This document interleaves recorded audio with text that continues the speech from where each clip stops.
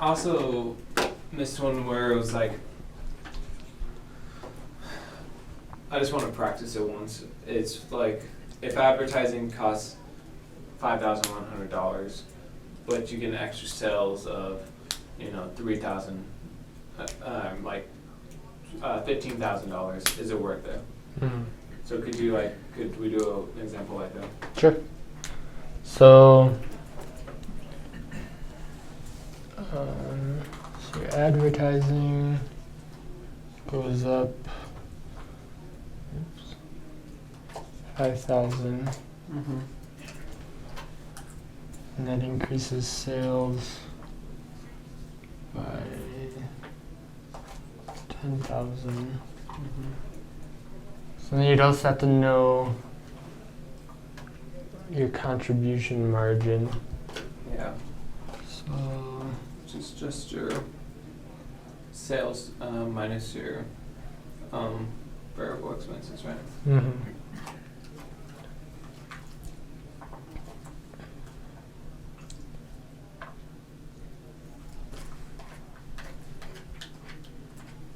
So I'm not sure how they would normally give it to you, but generally they'd have to give you maybe your overall sales and your overall variable expenses, That's what they did. and then you'd pretty much just figure out what your contribution ratio is. So if your overall sales were like, let's say 600,000, and your variable expenses were 300,000, I'll give you $300,000 for your contribution margin, and then you do the contribution margin divided by your sales, right? So that's going to give you 0.5. Mm-hmm. So you do 50. So you do your contribution margin times your sales minus your advertising expenses. Because this times this will give you your contribution margin for the segment, Yeah. and that'll be 5,000, and you minus your fixed expenses, which in this case is 5,000. So then you break even. Oh, we're at break even on this one. So let's change this. Because they don't normally give you break even, because then it's like you can do either one. Yeah, they actually gave me 51. So on this one, let's say 51. So now you're lost $100. And so you're working extra but losing $100.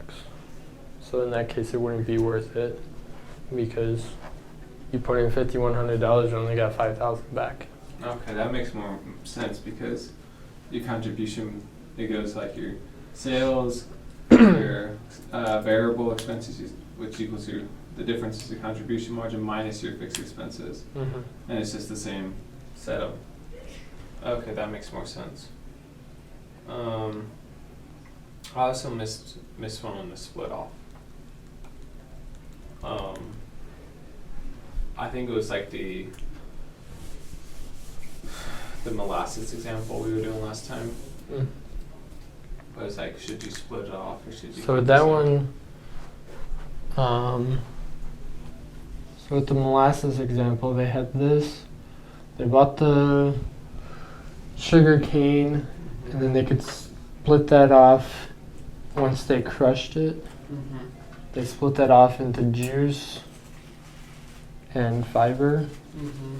And then if they further process, they could get industrial fiber or molasses.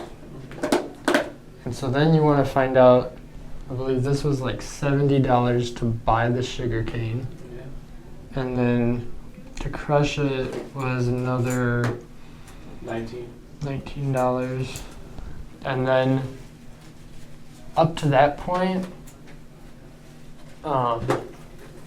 those expenses don't make a lot of difference because basically no matter what, you're going to crush it. Like that's your business. And so the juice, let's say this was like, you could sell it for $42, or this you could sell it for $50. And so now you want to, basically what you're finding out is with this further processing, you want to know if it's worth it. So you find out that the molasses you could sell for $60 and it would take $15 to process. And this one you could sell for $90 and cost $20 to process, something like that. So then what you want to do is you want to take the new price minus the old price that you could have sold it for to find out that your revenue increased by $18. Right, so you can sell it for you can sell the juice for $42, molasses for $60. So it's going to be $15. It's going to be $18 better, but there's further processing, so you're going to make a $3 more profit. But for the fiber, your revenue for the IF is 90 minus the 50 is 40.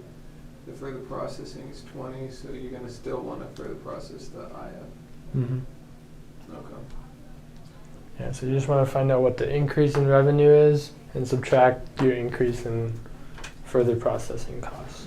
Makes sense. So then you're able to see if it's worth it. Because if this were to cost you $20 also to further process, you'd increase 18, but your cost would increase 20, so you'd be losing $2 by further processing it.